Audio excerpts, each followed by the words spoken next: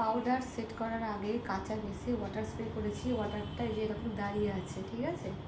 এবার হচ্ছে আমি এটাকে জলটাকে রিমুভ করছি, হাত দিয়ে রিমুভ করছি। আগে তো কাঁচা বেসে তো করতেই পারতাম না, ঠিক আছে। এখন হচ্ছে এটা করছি,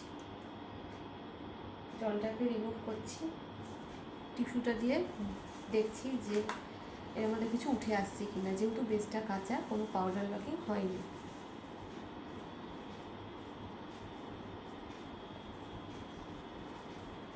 দেখো টিস্যুতে কিচ্ছু উঠে আসেনি, তবে এটা কাঁচা পেস। তার মানেই বোঝা যাচ্ছে যে বিউটি লক হয়েছে।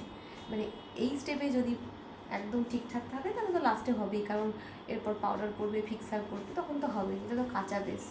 উইদাউট ফাউন্ডেশন দেওয়ার পর তো আগে এরকম হাত দেওয়া যেত না মুখে, যেখানে হাত দেওয়া যেত এরকম ফিঙ্গার প্রিন্ট, একটা হাতের ছাপ পড়ে যেত, কিন্তু এই বিউটি লকে সেটা হবে না।